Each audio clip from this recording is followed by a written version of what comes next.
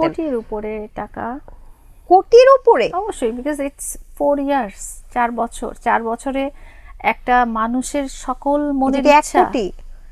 আমি বলেছি তো, আমি তো হিসাব করিনি, বাট ডেফিনেটলি হিসাব করলে আমি যদি ছোটখাটো হিসাব করি তাহলে ওরকম তারপর তো তার পরিবর্তন হলো না, মানে একটা মানুষ এক জায়গা পরিবর্তন থেকে 1 কোটি হয়েছে। টাকা। কিন্তু আপনি যদি দেখেন যে ওর মা বাড়ি বানাইছে মনে হয় হ্যাঁ নাকি? বাড়ি বানিয়েছে, 4টা বাইক কিনেছে, ভাই বোনকে সেটেল করেছে, নিজেদের জায়গা জমি কিনেছে, গাড়ি কিনেছে। তো এগুলো কি সব আপনার টাকা দিয়ে? এখন যেগুলো চলছিল সেগুলো তো আমার টাকাতেই ছিল। ও মাই গড, এরকম ভালোবাসার মানুষ কই পাওয়া যায় লালা আপু? এখনো কি মামুনের জিনিসপত্র আছে আপনার কাছে? না, আমি ফেলে দিয়েছি। কোনো স্মৃতি? সব ফেলে দিয়েছেন? হ্যাঁ। একটা স্মৃতিও রাখেননি? না। আসলে হ্যাঁ। কোনো চিঠি বা কোনো কিছু? চিঠিও লিখবে, ও লিখতে পারে নাকি? ও লিখতে পারে না? লিখে না কখনো, লেখাপড়া ওর পছন্দ না। পছন্দ না মানে নাম তো লিখতে পারে? হ্যাঁ, নাম লিখতে পারে, বাট ও লিখে না কখনো। ইংরেজি তো বলে মাঝে মাঝে দেখি। আমার মনে আছে যে ও যখন লাস্ট টাইম জেলখানাতে গিয়েছিল, সো আমি তখন ওকে একবার দেখতে গিয়েছিলাম। আপনার করা মামলায়? হ্যাঁ। সো তখন ওকে আমি একটা চিরকুট লিখে পাঠিয়েছিলাম যে আমি এখানে তোমার জন্য গেটে ওয়েট করছি। তো তখন সে চিঠিটা রিপ্লাই দিয়েছিল। কি লিখেছিল? ওটা আমাদের খুব পার্সোনাল একটা, মানে পজিটিভ লিখেছিল হ্যাঁ, নাকি positively বলছে লিখেছে। বের হয়ে তোকে আবার ঘুষি দিব?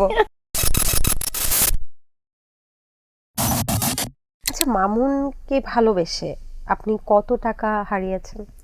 মামুনকে ভালোবেসে না, মামুনের সাথে লাইফ স্পেন্ড করতে যে আমার অনেক টাকাই খরচ হয়ে গেছে তার পিছনে, তার ফ্যামিলির পিছনে। বিকজ 4টা বছর তার আমি সমস্ত শখ ফুলফিল করেছিলাম। বাট আমি না কখনো, আপনি যেভাবে জিজ্ঞেস করছেন, আমি এভাবে কাউন্ট করিনি, আমি কখনো করতেও চাই না। কারণ এটা নিয়ে আমি কখনো স্ট্যান্ড করব না যে আমার কাছ থেকে সে এত এত টাকা হাতিয়ে নিয়েছে এবং আমি একটা লিগ্যাল অ্যাকশনে যাব। মানে সবচেয়ে বড় ডিজায়ারটা কি ছিল মামুনের, যেটা আপনি ফুলফিল করেছেন? আসলে সব ডিজায়ারই ফুলফিল করা হয়েছে আমার এন্ড থেকে। ও লাস্ট ডিজায়ার ছিল আমার বাড়িটা তাকে লিখে দেওয়া। না, তার আগে লাস্টে যেটা ফুলফিল করতে পেরেছেন কোনটা?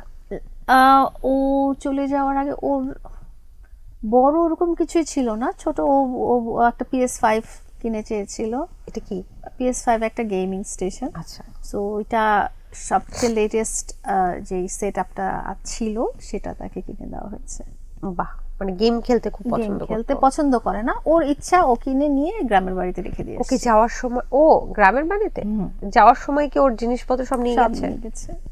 গুছিয়ে দিয়ে? আমি দেখতেছিলাম ওই হ্যাঁ, যে আমি ঝগড়া গুছিয়ে করছেন যখন দিয়েছিলাম, বলছে হ্যাঁ। আমি কি গুছিয়ে দিব। কাপড় চোপড় গুলো নিতে পারে না ওই দিন, হ্যাঁ।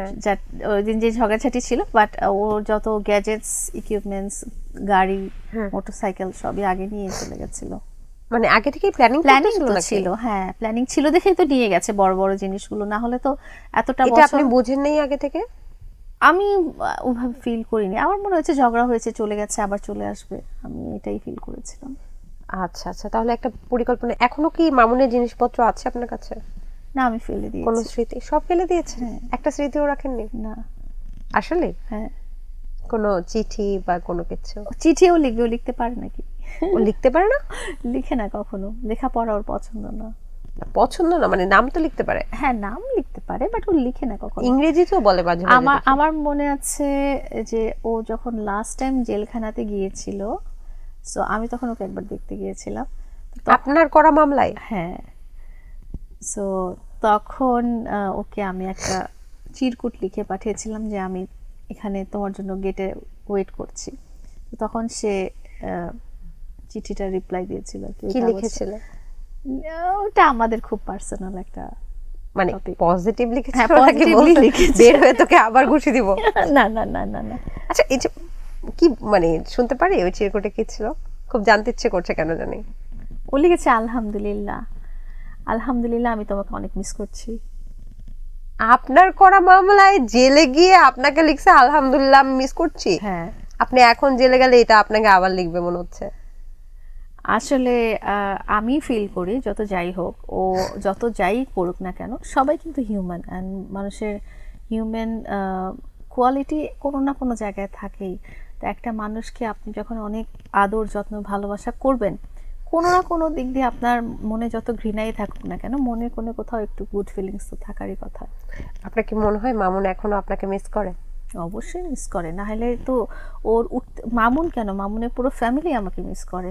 ওরা উঠতে বসতে, ওদের বিপদে আপদে ঝামেলায়, ওদের ঝগড়াঝাটি হয়েছে তার স্ত্রীর সাথে, বাট সমস্ত জায়গায় খালি আমার নামটাই আমি শুনতেছি, মানে কি পরিমাণ মিস করে তারা আমাকে। মামুনের প্রতিটা সে বাইক অ্যাক্সিডেন্ট করেছে, সেখানেও সে বলছে যে আমাকে লায়লা মানুষ দিয়ে বাইক অ্যাক্সিডেন্ট করিয়েছে। সে বউয়ের কাছে মার খাচ্ছে, সেখানেও সে বলছে যে আমার বউকে লায়লা বলেছে মার দেওয়ার জন্য। তো তার মানে কি পরিমাণে মিস মানে করে আপনি চিন্তা আপনি করেন। মামুনকে শিখিয়ে দিয়েছিলেন মোহনাকে মারার জন্য? না না না, আমি বলছি যে মামুন যখন কোনো কিছুতে পড়ে, বউয়ের কাছে মার খায়, সে তো বউয়ের কাছে মার খায়, আপনারা দেখেছেন। তো তখনও তার বউয়ের কাছে মার খায়? হ্যাঁ, আমি দেখি নাই।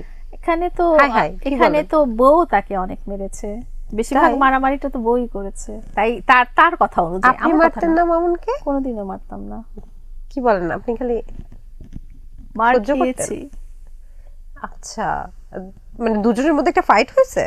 আমার সাথে এটা মামুনের, কি লাইভে দেখা গেছে? আমার সাথে মামুনের ফাইট হয়নি। আমার সাথে মামুন আমাকে মেরেছিল বিকজ সে ড্রাগস নিতে চেয়েছিল, আমি মানা করেছিলাম, এটাই। না, বললেন যে দুজনের মধ্যে একটা ফাইট হয়েছে, মানে ওটা কি লাইভে দেখা গেছে দুজনের মারামারি? এটা আমি পরবর্তীতে মানে ভিডিওটা দেখেছি আর কি। কে কে বেশি মারলো, কে কে কাকে বেশি মারলো? মামুনের কথা অনুযায়ী মামুনের স্ত্রী তাকে বেশি মেরেছে, আর মামুনের স্ত্রীকে যে মেরেছে সেটা তো আমরা দেখতেই পেয়েছি। দেখতে পেয়েছি। আচ্ছা, এই মারামারির ব্যাপারটা একটু মানে অবাক করা। মানুষ বলে যে একটা সিগনেচার স্টাইলে উনি মারে, মানে মুখে হিট করা বা ও চোখে মুখেই hit করা। মারে, ও মানুষের চেহারা নষ্ট করে দিতে চায়। কেন? ওর ধারণা যে চেহারাটা নষ্ট করে দিলে মানুষের সেলফ কনফিডেন্স কমে যাবে, এটাই আচ্ছা, হওয়ার আচ্ছা, কথা। যে আপনার চেহারায় যখন একটা ছোট্ট পিম্পলও উঠে, আপনি খুব আনইজি ফিল করেন মানুষের সামনে যেতে। তো আমার যখন চেহারা নষ্ট হয়ে যাবে, তখন তো আমি মানুষের সামনে যে আমার ওই কনফিডেন্সটা পাবো না, বা আমি ওইভাবে স্ট্যান্ডও করতে পারবো না যে ও আমাকে মেরেছে, এরকম। না, এটা অনেক দুষ্টুমি করেছে। এবার একটা সিরিয়াস কথা বলি। আমি বেশ কয়েকটা প্রোগ্রাম করেছিলাম ড্রাগ অ্যাডিক্টেডের ধরন নিয়ে। ওখানে একটা কথা ছিল যে ড্রাগ অ্যাডিক্টেড যারা, তারা হচ্ছে চেহারায় মারে, যেন তারা হচ্ছে মানুষকে, মানে যে সময় যার প্রতি রাগ হয় তাকে আর সহ্য করতে পারে না, তখন মনে করে চেহারাটা ভচকাই দিলেই হয়তো বা উইনার হয়ে গেল, এরকম কিছু একটা। এটা খুবই ভয়ঙ্কর। আমরা কোনো ধরনের ভায়োলেন্সকে না বলি, এবং সত্যিই যদি কেউ কাউকে মেরে থাকে, এটার আমরা আসলে শাস্তি আইন হিসেবে যা দেওয়া হয় তাই দেওয়া উচিত বলে মনে হয়। আপনার সাথে আর কি কি অন্যায় হয়েছে লায়লা, আপনি যদি এক কথায় বলেন, যেগুলো আপনি এক সহ্য করে কথায় গেছেন? যদি আমি বলতে চাই যে আমার সাথে প্ল্যান্ড ওয়েতে প্রতারণা করা হয়েছে, আমার ইমোশন নিয়ে খেলা হয়েছে, আমার লাইফ নিয়ে খেলা হয়েছে। বিকজ আমি, আপনারা তো, আপনার কাছে আমি সবসময় বলেছি যে আমি একটা লাইফের এমন একটা স্টেজে, যখন আমি খুব স্ট্রাগল করছি আমার লাইফ নিয়ে, আমার ফ্যামিলি নিয়ে, তখন আমি চাচ্ছিলাম যে লাইফে সব মানুষেরই রাইট আছে লাইফে সেটেল হওয়ার, এবং একটা ভালোবাসার মানুষের সাথে লাইফে সেটেল হওয়ার। সেই সাথে যদি আপনি একটা ভালো ফ্যামিলি পান যে আপনাকে সাপোর্ট করবে, ভালোবাসবে, টেক কেয়ার করবে, তাহলে তো কথাই নাই। তো এই ব্যাপারটা নিয়েই আমার সাথে পুরোটাই প্রতারণা করা হয়েছে। আমি 4টা বছর তার পিছনে নষ্ট করেছি। এই 4টা বছরে কিন্তু আমি হয়তো অন্য কোনো মানুষের সাথে লাইফে সেটেল হতে পারতাম। সেখানে আপনার আর্থিক ক্ষতিও তো হয়েছে অনেক। আর্থিক ক্ষতি তো হয়েছে, আর্থিক ক্ষতিটা আমি কম কম হিসেবেই দেখছি। আমি আমি ফিল করছি যে ঠিক আছে, আল্লাহ তাআলা কোনোভাবে না কোনোভাবে আমার টাকা পয়সাগুলো নিয়ে গেছে, বাট আমার লাইফটা যে চলে গেছে এই 4 বছরে, যে আমি এত দূর পিছিয়ে গেছি, এটা ওদের এই প্রতারণার ফাঁদে না পড়লেও আমার লাইফটা আরো ভালো এটা হতে কি পারত। মা ছেলের দুজনের প্রতারণা পুরো বলছেন? প্ল্যান্ড প্রতারণা। আচ্ছা, একটু জানতে চাই যে আর্থিক পুরো হিসাবটা আপনাকে বলতে হবে না, জাস্ট আপনি যদি মামুনের পেছনে বা মামুনের পরিবারের পেছনে এটা ইনভেস্ট না করতেন। কোটির উপরে টাকা। কোটির উপরে? অবশ্যই, বিকজ ইটস 4 ইয়ার্স, 4 বছর। 4 বছরে একটা মানুষের সকল মনের যদি 1 ইচ্ছা, কোটি? আমি বলেছি তো, আমি তো হিসাব করিনি, বাট ডেফিনেটলি হিসাব করলে, আমি যদি ছোটখাটো হিসাব করি তাহলে ওরকম তারপরে তো তার পরিবর্তন হলো না, মানে একটা মানুষ এক জায়গা পরিবর্তন থেকে 1 কোটি হয়েছে। টাকা। কিন্তু আপনি যদি দেখেন যে ওর মা বাড়ি বাবা- বানাইছে মনে হয় হ্যাঁ, নাকি? বাড়ি বানিয়েছে, 4টা বাইক কিনেছে, ভাই বোনকে সেটেল করেছে, নিজেদের জায়গা জমি কিনেছে, গাড়ি কিনেছে। তো এগুলো কি সব আপনার টাকা দিয়ে? এখন যেগুলো চলছিল সেগুলো তো আমার টাকাতেই ছিল। ও মাই গড, এরকম ভালোবাসার মানুষ কই পাওয়া যায় লালা আপু? আমাকে পাওয়া যায়।